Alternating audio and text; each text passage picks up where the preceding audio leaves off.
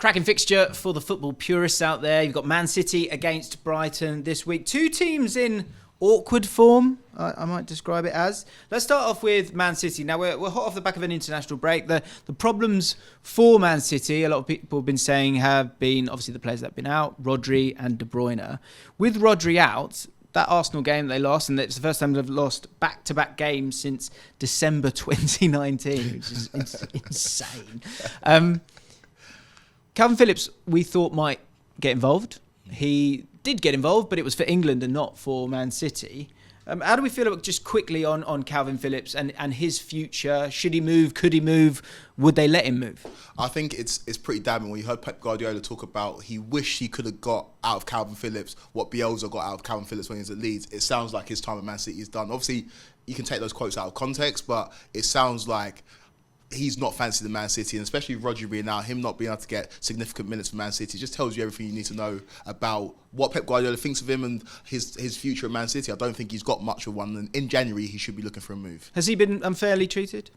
It's difficult for us to say, isn't it? Because we don't know what goes on day to day. Pep is a genius. His track record speaks for itself. So if he's not picking him, He seems pretty ruthless here, though, Dan. Yeah. Like, don't buy him if you're not going to give him at least an opportunity, especially when your starter in Rodri is not available. Yeah, I think injuries have played a part. Maybe injuries have slowed Calvin Phillips down a little bit. He doesn't look quite the same player. If you think how good he was in the Euros that was played 2021, was it? You know, that he's not the same player there now that he was then. Watching him for England the other night, just looks a yard off the pace mentally, a yard slow as well, which would be expected because he's missed an awful lot of football. But like Kweku says, if he isn't playing when Rodri is out, he's never going to play for Manchester City. So he's got to get a move for his own good. I think the England stuff doesn't really matter because Southgate's shown it doesn't matter whether he's playing or not, he'll still get picked for his country. But you want to be going to an international tournament at the top of your game in peak physical condition. If he stays where he is, he cannot do that because he isn't going to play.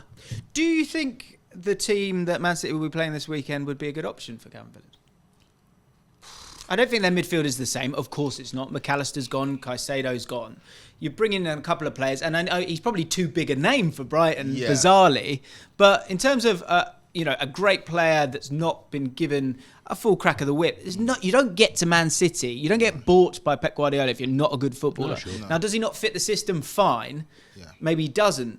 But I think Brighton would be a fantastic move for him. It would be if they can guarantee him minutes. But apart from maybe, I think it's a Stupinian and Lewis Dunk, you don't know who's going to be starting for Brighton this season, even if you look at the goalkeepers they're rotating. So there's not a guarantee that he'd go in there and start. Obviously, it'd be a great option. He can play football, and we've seen that. And despite the fact he looked a little bit off of it for England, you can see that he can play. And there was only a couple of years ago that he was England's best player, or he won England Player of the Year. For him, I don't know if Brighton's the right move. I think Brighton have got varied ambitions, and we're going to talk about it this season, and because they're going to be rotating the side so much because they're playing Saturday, Thursday or Sunday, Thursdays, I don't know if he's going to get the consistent football that he needs, and Billy Gilmore's been very good this season as well. I'll give him a shout out. That's true. But in terms of that physicality, maybe you've got Baliba, who actually was really impressive against Liverpool. Yeah. Newcastle, another option as well, with things that are happening with Tonali. We don't know, there could be a bit of a gap there as well. We'll monitor it closely. Brighton. My question when it comes to Brighton is, okay, when it comes to their form, they've only won one match out of their last 6. There was such a good feeling around them. They have scored 10 goals in those 6 matches. And again, I watched that Liverpool-Brighton game. I thought they were fantastic, sort of went for it. I love the fearlessness of them. They do concede goals as well, 14 in those 6 matches. Are Brighton actually Champions League contenders? Because 2 weeks ago, I felt like they were. My fear now is that they're maybe a little bit too leaky, and can they deal with the rotation of Europe and the Premier League?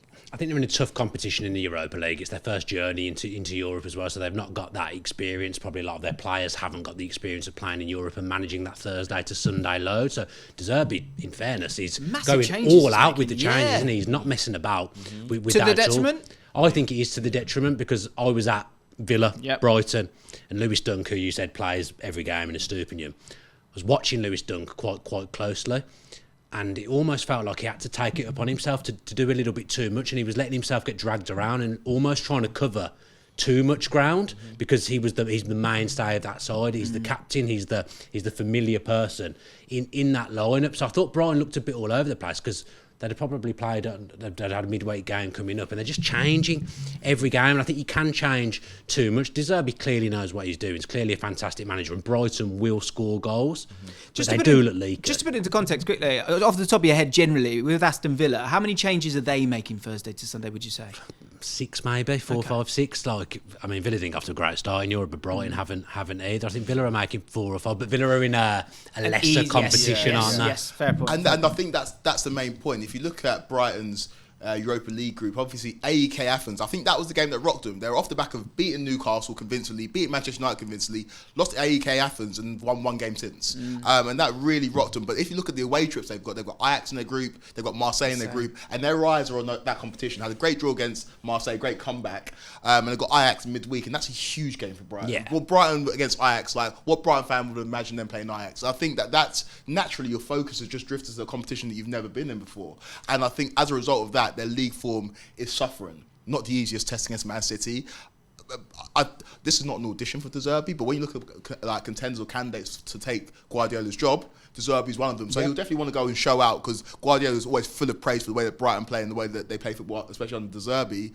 But I think the Man City will just have too much for them, and it's the Brighton team just lacking confidence. I think with Brighton, I think they've lost players before. They're very good at building from within if someone leaves. I think what they haven't had before is they've lost a critical pairing in the middle of the park. McAllister and Caicedo performed at a really high level together. They were a great midfield partnership. They've lost 2 players there. And when you've lost 2 players and then you're making changes every single week as well, it can lead to disjointed performances. And I think that's what's happened on this occasion. So, like I said, they've replaced from within very, very well.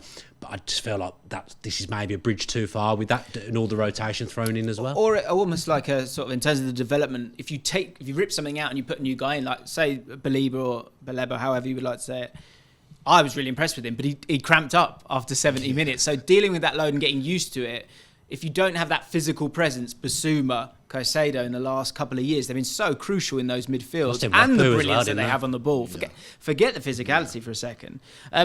A lack of width for Man City has been sort of labelled at them. Doku is a really exciting player. Didn't play or start the game against Arsenal, a game that felt like it was played within the 18-yard box. In terms of a match-up here, and what a start for life as a left-back. Solly March goes up against Mohamed Salah, and then he has to go up quite possibly against Doku.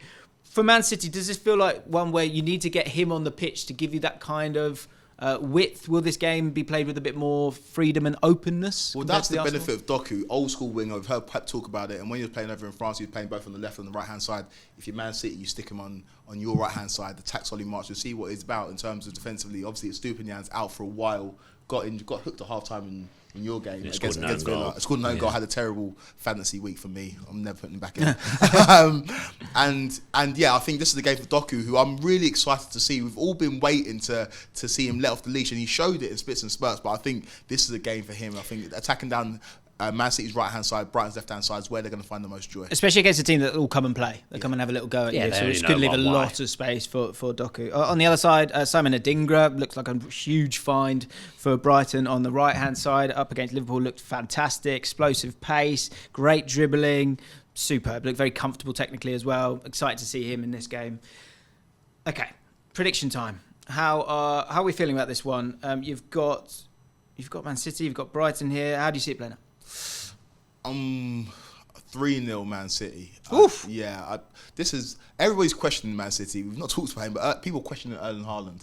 He's a world-class player. Needs service though, doesn't he? He does need service, and obviously missing De Bruyne is huge for City. But I think against a Brighton team who's going to have one eye on the Thursday game against Ajax, I think Man City will run out comfortable winners in this 3 o'clock kickoff. I'm going to go for a lively 4-2. I like it. I think this will be an absolute cracker. I expect Man City to score goals, certainly more than 1 goal, especially at home. They're always so strong. I think Man City will win this one comfortably 2-0.